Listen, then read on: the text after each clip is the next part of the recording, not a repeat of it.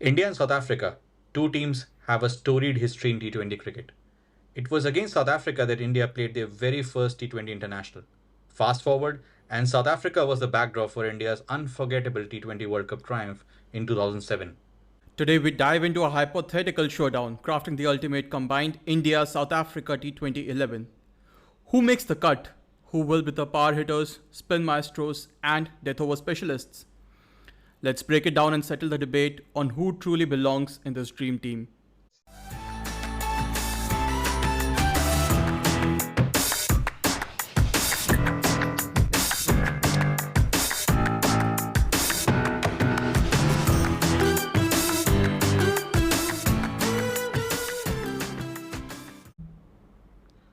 On this deep dark day, we are keeping up the promises. Hello and welcome to the newest episode of the Reverse Sweep Show. I am Suyash with my co-host AB. How's it going, AB? As you said, Suyash, a very deep, dark day. But let's look past it. It's been a very happening week for all of us with Diwali taking up most of the time, all the Diwali preps, family functions. So it was a good week that ways. But then, of course, we have to also talk about the darker things in life. So we had India losing to New Zealand 3-0, being whitewashed for the first time at home. So yeah, definitely disappointed by that. But then we have this podcast to record and we'll talk about more cricket stuff and not so depressing stuff. What about you, Suyash? How's it going? Yes, Diwali brought all the light that it could, but I don't think even Diwali could bring cheer on cricket fans when they woke up and found that looking forward that we would be able to salvage a win, but it wasn't to be. All kudos to Rishabh Pant. It would have been a magnificent, probably a century, if and one of the greatest innings ever played in Test cricket. But it is one of those series. Nothing seemed to go our way, decision making wise, and from batting perspective, a lot of questions to answer before BGT. But we have a series, India South Africa T20 series, which seems like an awesome distraction before before BGT. I remember after losing the World Cup final, the ODI one, Australia came in, played a white ball series, and I was like, that's the last thing I want to see in form of cricket, seeing those Aussie faces. I definitely did not want to see more Kiwi faces now. So it's good. The South Africa series is about to happen. Lakshman is coaching. So yeah, and we decided to do some content around it as well. So AB, for the viewers and listeners, what is the content all about? Yeah, for sure. And I think I'm very happy talking about the India South Africa series and not about India New Zealand. There's a T20I series coming up, and that is what we talk about. We look back at all the players who have played for India and South Africa over the years in T20I format and build our hypothetical 11, a dream team of sorts, because there are so many players, amazing players, batters, bowlers, all-rounders, pace bowlers, spin bowlers. So we do that exercise. We'll pick up our 11. I'll do my and Suyash, you'll do yours. And then we'll see how we fare. And with that said, SS, do you want to tell us more about India, South Africa, T20I, what has happened over the years? Yeah, I mean, the two teams have a storied past, as we mentioned in the hook of the episode as well, in terms of T20Is. India actually played its first T20I ever against South Africa after the Test series in 2006. Even Sachin and players like Dinesh Bhungia were playing from India. India hadn't played T20Is before, even at domestic level, while South Africa had. So they were more specialists when it came to the South African team. But I remember India winning that game. And overall, it looks like India has had just a bit of advantage over South Africa, 13-11, if you look in totality. In ICC, we have a 5-2 record over them in 7 matches. And we have won our World Cup semi-final versus them. And of course, we won the big World Cup final, the World Cup that we all crave for. So that has been the tape between the two countries. But if I had to ask you, AB, what are your memories of India, South Africa in T20Is? What stands out for you? So many matches that the two teams have played. The first one that I really remember is one from the past 2007 World Cup when India effectively played a World Cup quarterfinals against South Africa. And we won comfortably, but then it involved a few iconic moments. One was the rearguard saving by Rohit Sharma and Dhoni, so the vintage rearguard savings. And then we had that iconic spell by RP Singh, Srisant, a flying catch by DK, and then India winning the match. That was the first World Cup, and India went on to win the World Cup, so that makes it even more special. And then coming back more towards the present, we of course have the 2024 World Cup final where we won against them. 30 ball, 30 required, and then we pulled it off from there. I don't think I need to say more about that match. And if I also talk about bilaterals, one innings which stands out for me in recent times is when India and South Africa were playing in India, a 5-match T20I series. And Dinesh Karthik was just making his comeback into the team. And he scored a quick 50 something out of 20 something balls to again pull India out of a collapse and then put them into a winning position. So yeah, I mean, these are the kind of memories that I have of India-South Africa encounters in T20Is. What about you, SS? What are some memorable matches, innings that you remember? I think first we want to say that we did an episode on DK, the episode 2 on his Nidas exploits and everything. And I think DK should become the friend of the pod. I think we are promoting him a lot. He should give us some slice of his Absolutely. broadcasting revenue or something. But yeah, I mean, great memories between India and South Africa. RP Singh, love that guy, man. And that spell in that game, and there were so many permutations going on. India, South Africa, New Zealand were all in contention to qualify for the semis, and equations were changing a lot. And essentially, you back South Africa to chase it down. But yeah, dream spell, lovely memories. DK catch, you mentioned it. Uh, World Cup final, I think, yeah, it was crazy. Yeah, the roller coaster. Bumrah, Arshdeep, even Shivam Dubey came to the fore. Akshar Patel's knock. Virat Kohli And the would have. Skies catch. Oh, that was crazy. I mean, Virat Kohli's half century, it could have attracted a lot of brickbats if he lost.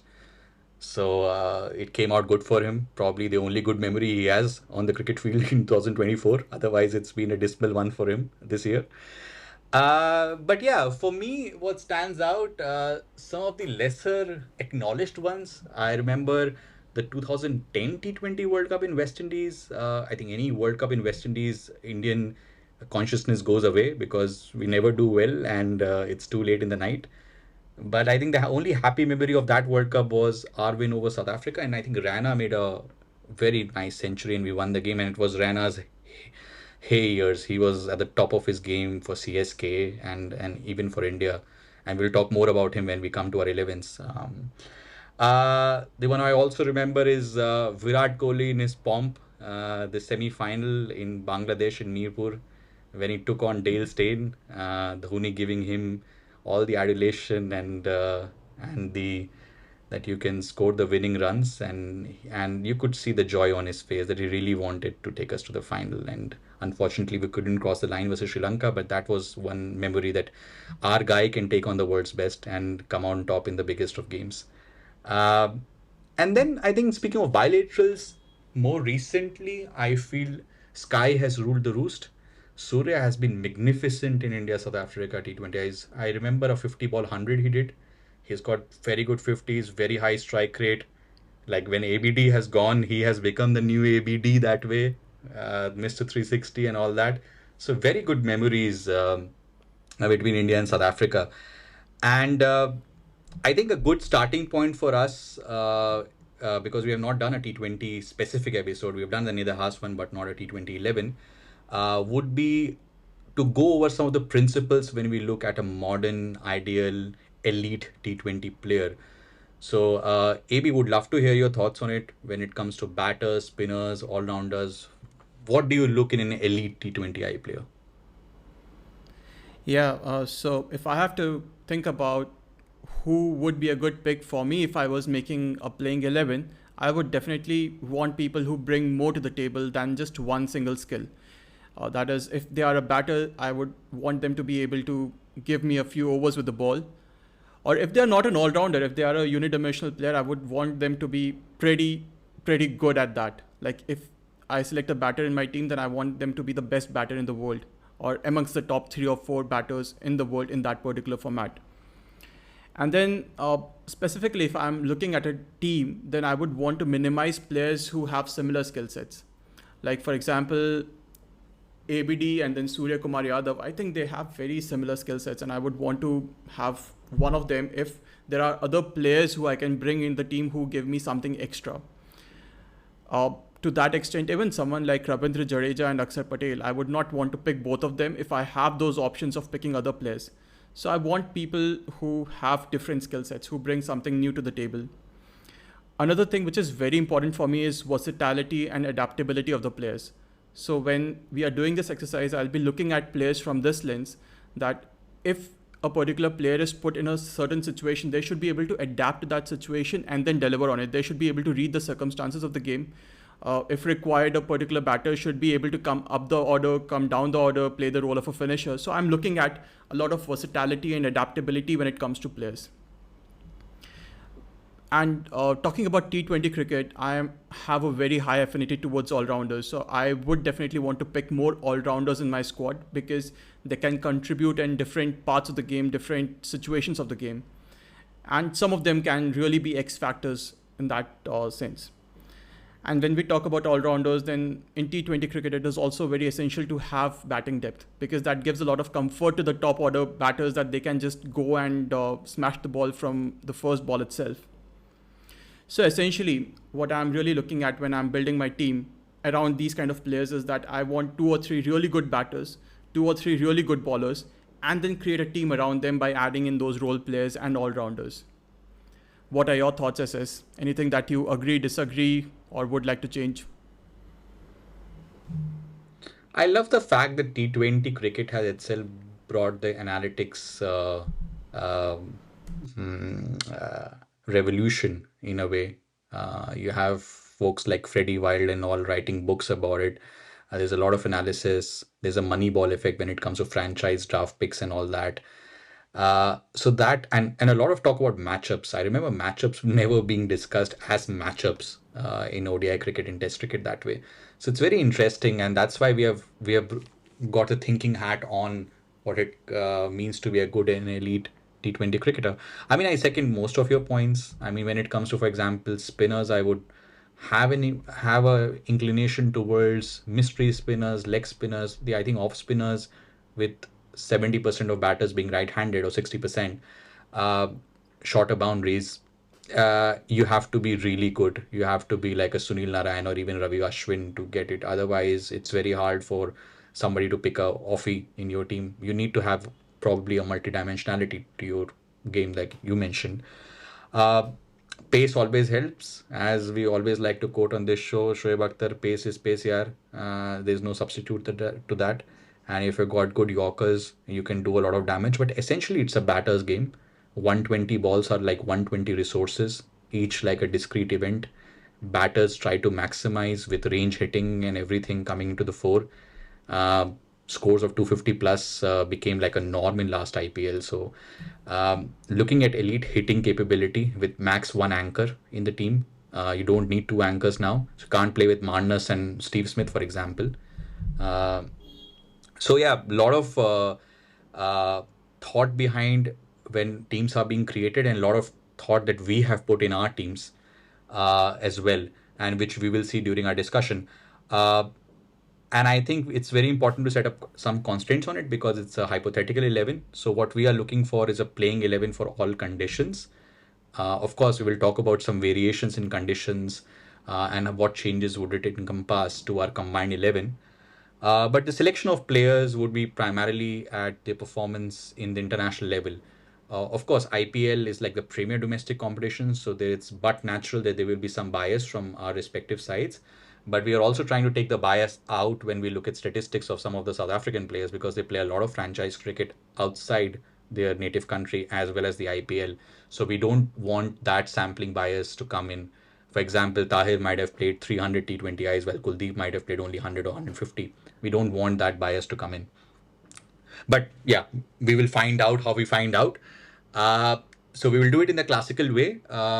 Openers, Middle order 3-4-5, all rounders, spinners, and fast bowlers. We will name our captain and wicket keeper and as well as our 12th man. So without wasting much time, let's dive straight into it, starting with the openers. AB, many options. How did you go about this one? Yeah, you said it. There are so many options, and I think to a great extent, this exercise is about who do you leave out rather than who do you select.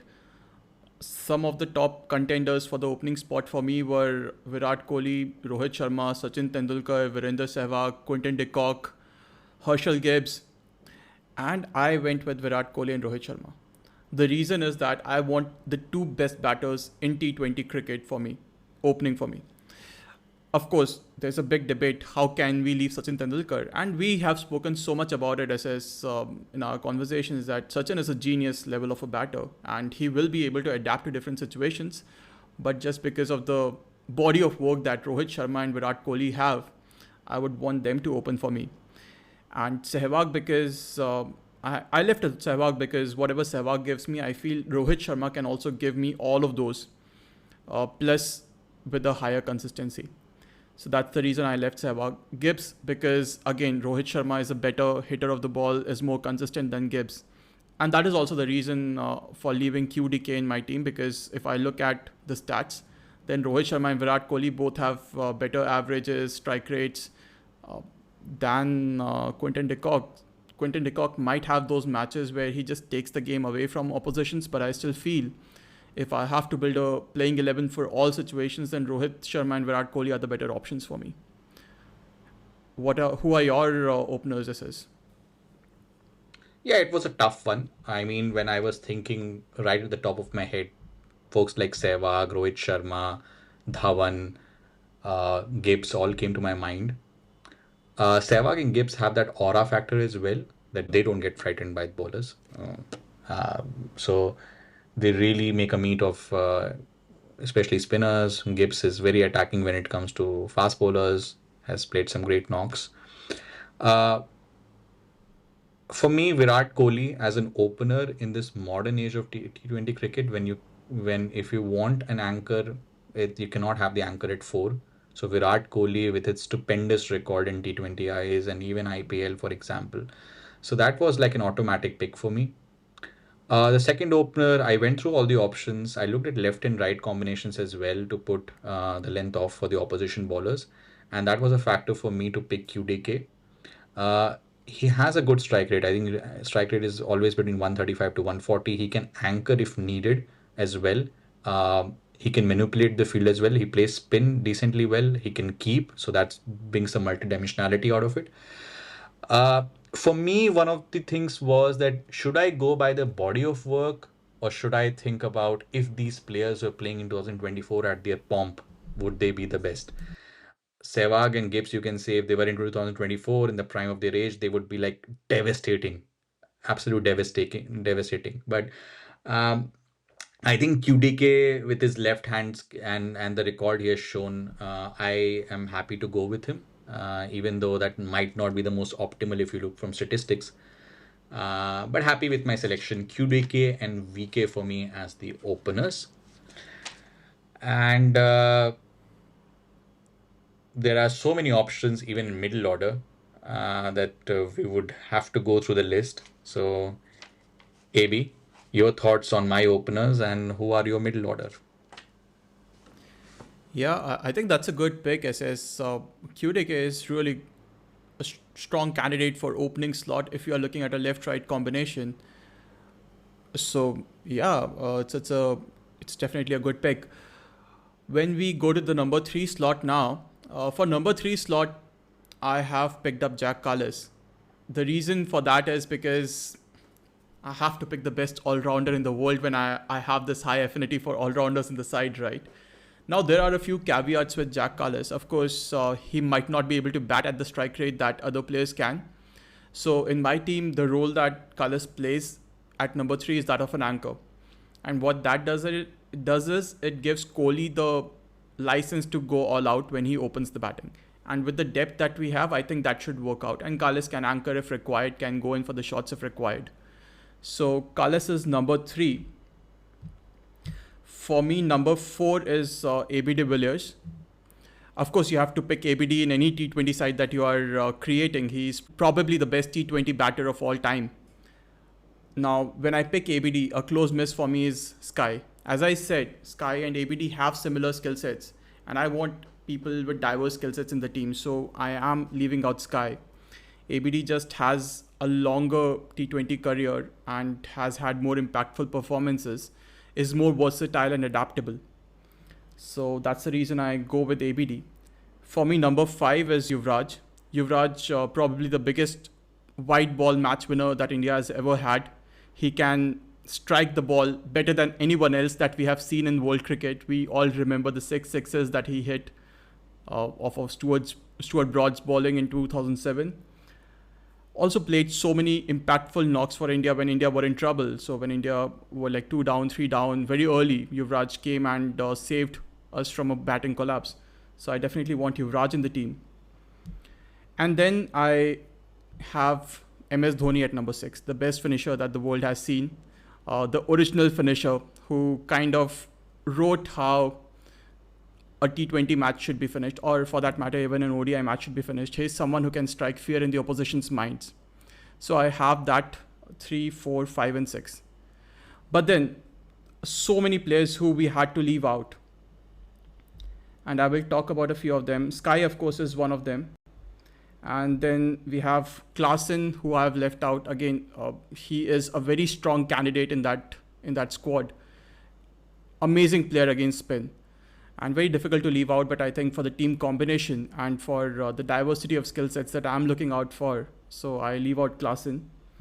David Miller, an amazing finisher for South Africa, but I feel Dhoni gives me what Miller can, and plus Dhoni also is a captaincy candidate, can keep for me, so I leave him out. Yeah, I think those are my picks and my contenders. What about you, SS? Who are your picks and who were the people that you left out? Very interesting picks, but I would say you have gone a bit conservative in your picks. I wanted to go full intent because, as I mentioned, I have VK as the anchor, and that's the anchor that I believe in. Many options for me as well. Some of the ones that we did not mention. Faf du Plessis has played a couple of very good World Cup knocks against us. He's an opening option as well, and a tough cricketer. Also can give you a leadership quality as well. Hashim Amla, if we were picking a white ball team or maybe an ODI specific team, he would be like one of the first names on it. He has had excellent career. Many options. Raina as well, as we mentioned in his heyday, he was like supreme T20 cricketer.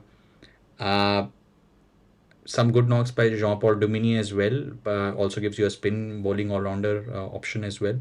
But my 3, 4, 5, 6 somehow came to my mind without even looking at statistics. Most of them picked by themselves. 3 and 4, I go with Sky and ABD.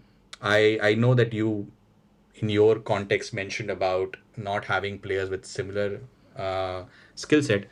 But if they are so good, it's so tough to ignore, even if they have similar skill set. So I would go with Sky and ABD both.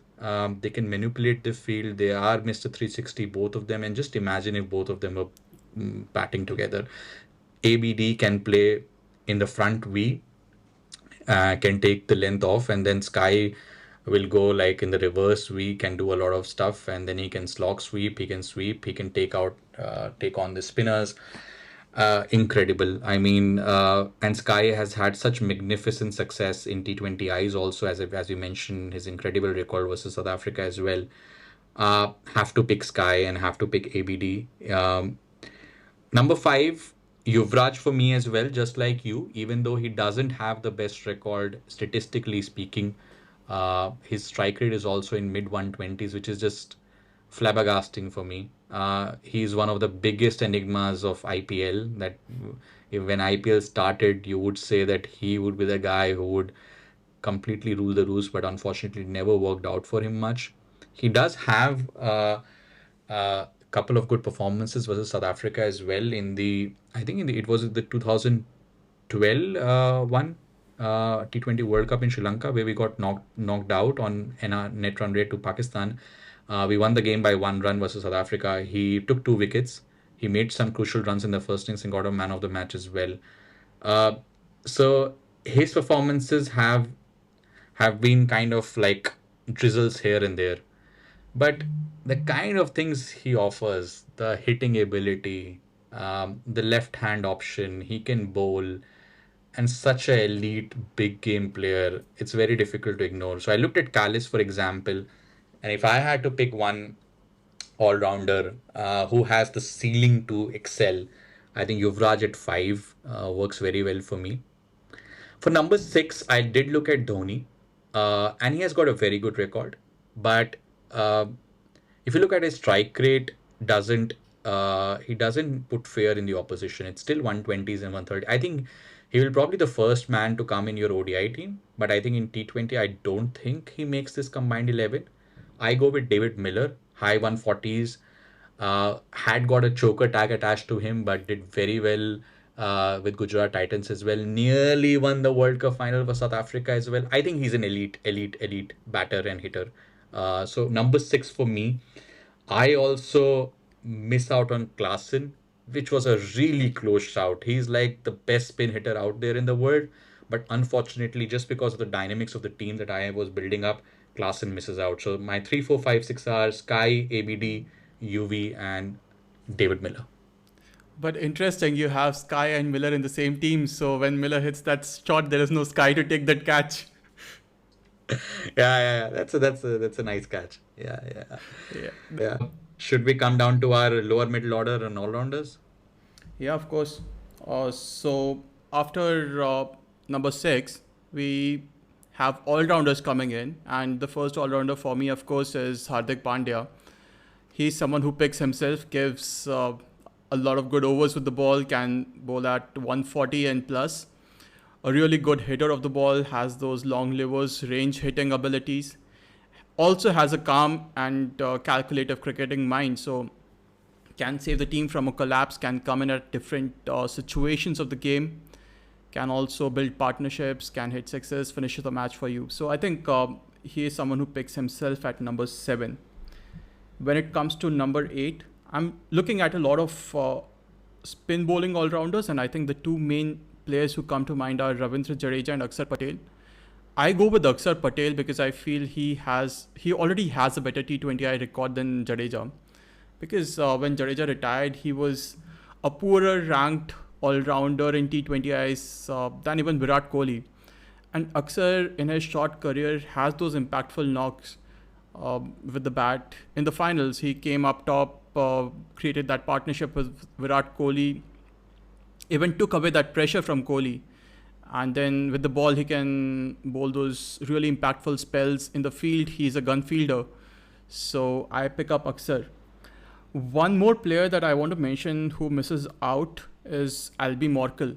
The reason is that Pandya has played more matches, more wickets, more experience, more runs, better batting average, better bowling average, better economy. So stats-wise, Pandya just trumps Albi Morkel. Although I still remember in the initial IPL years, those monster sixes that Albi Morkel hit. But then I go with Pandya because of everything that Pandya brings to the table. Who are your all-rounders, players in the lower middle order?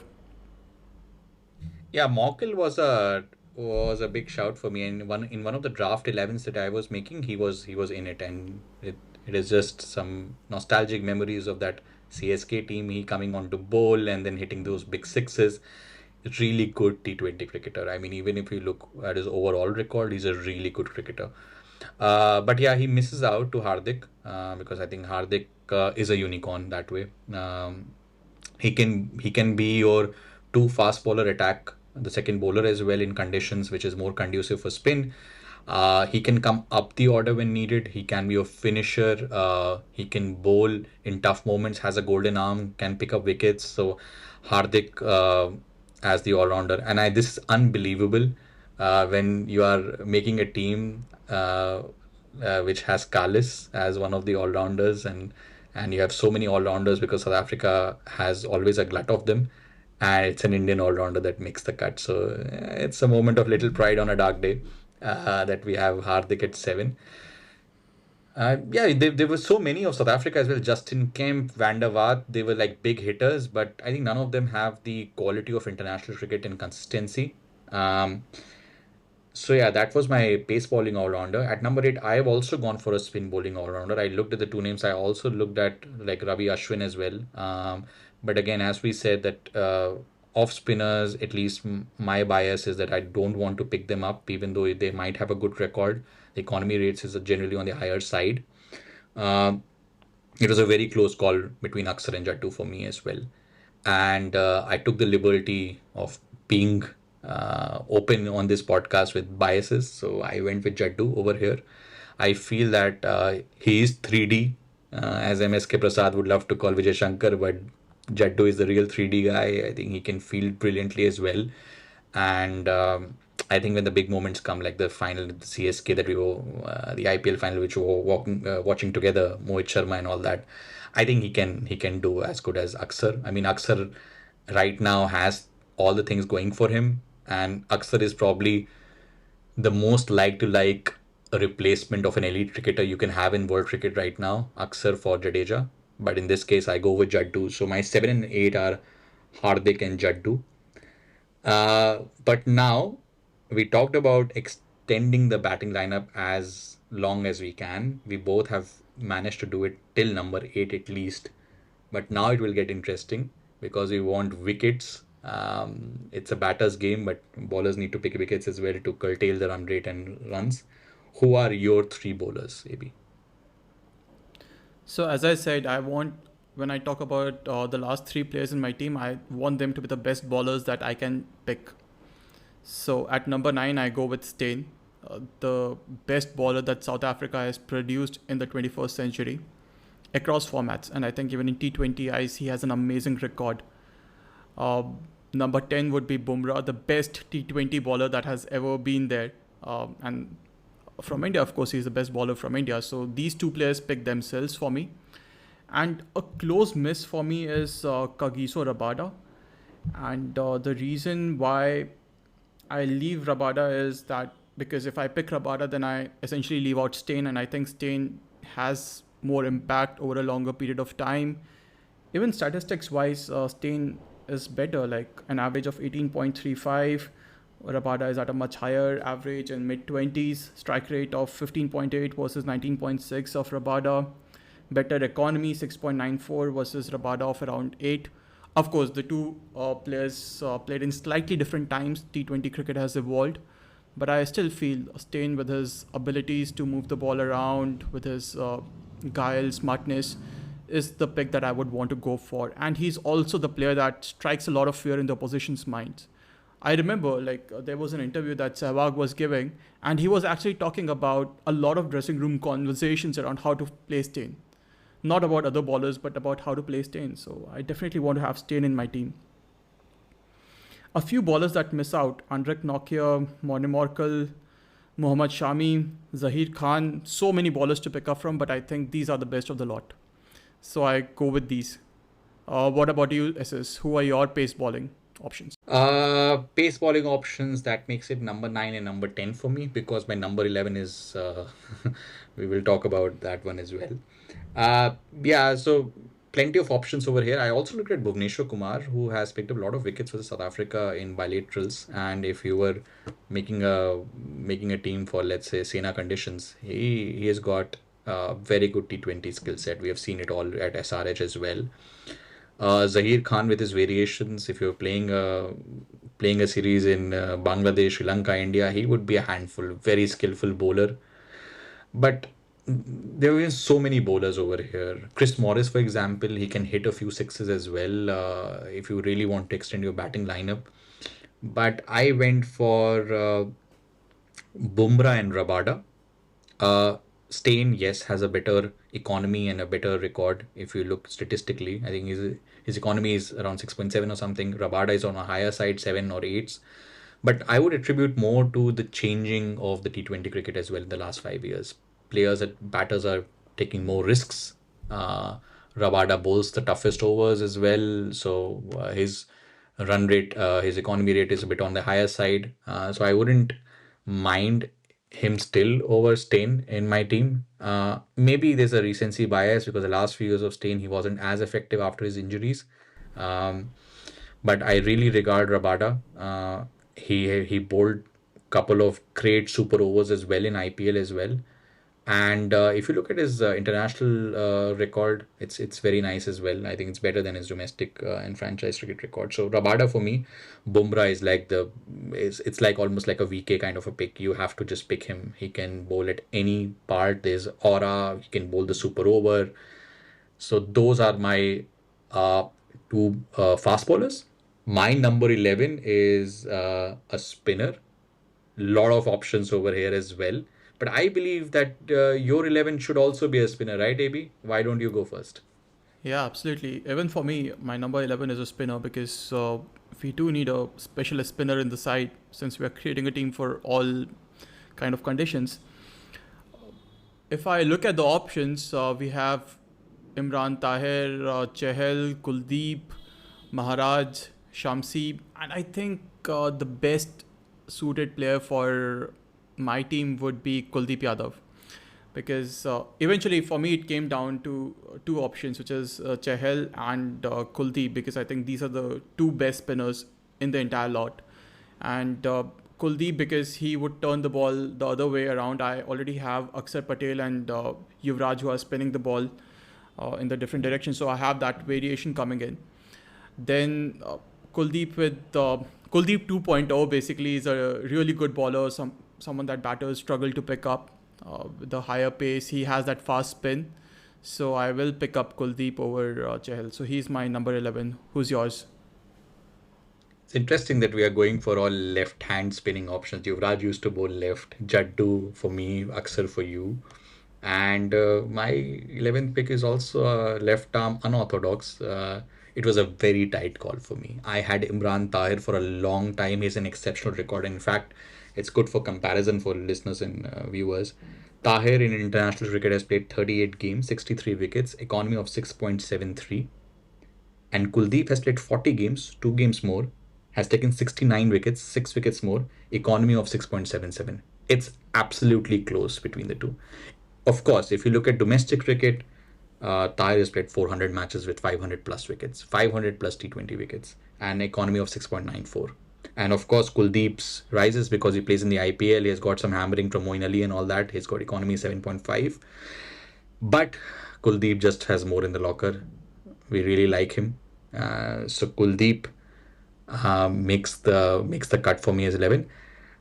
Chahal was like a Rishabh Pant kind of a situation for me. Rishabh Pant and Chahal are two cricketers, or maybe you can add KL Rahul to the mix as well. That if you don't look at the statistics, if you were just making it in your sleep, this team, those two three cricketers will be in the fray.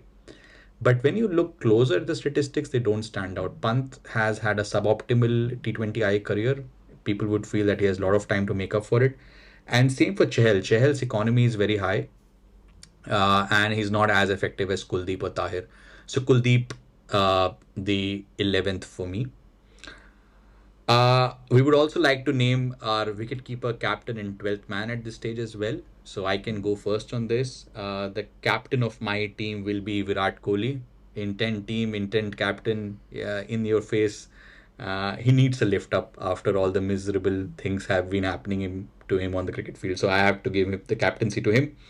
My 12th man is Heinrich Klaassen. Really missed out, but yeah, great substitute to come in. He can also do wicket keeping.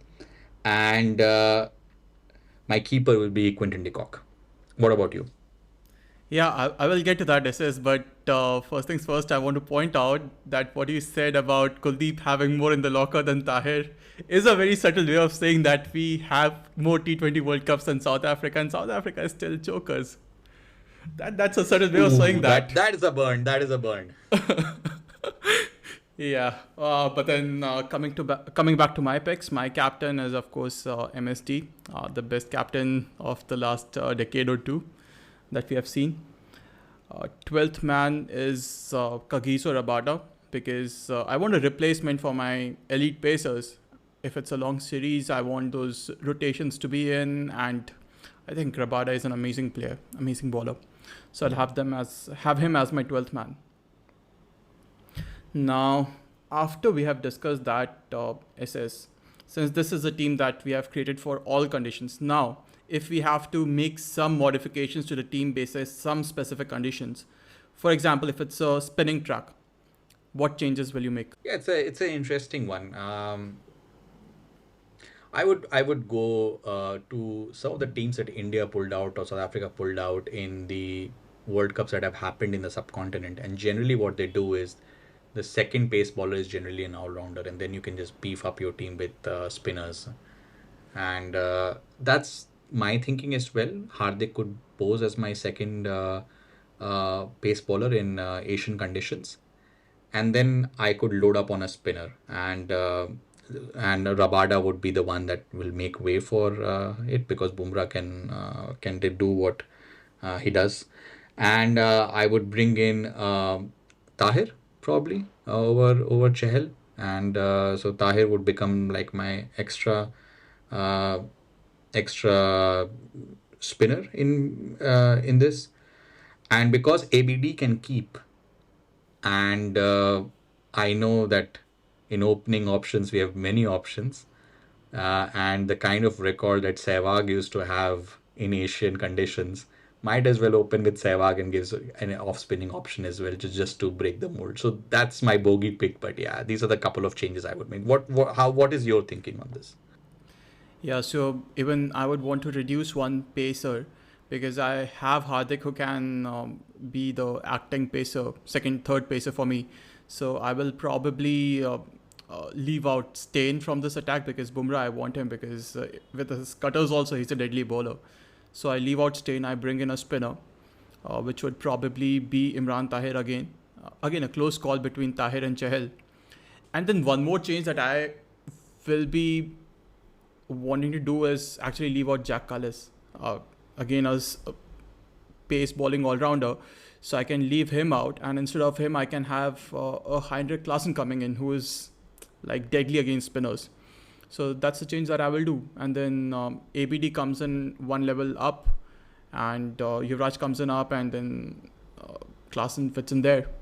So those are my Yeah, changes. I love your replacement of Kallis. I mean, I was also looking at Miller and probably getting a Raina in probably or an MSD in.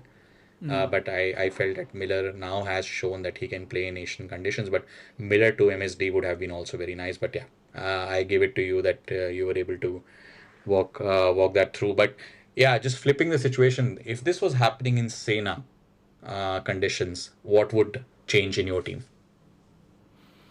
So if it's happening in Sena conditions, then who all can spin for me? One is Yuvraj Singh, then I have Akshar Patel. So these are the all rounders that I have, and then I have a specialist spinner, which is Kuldeep Yadav in this case.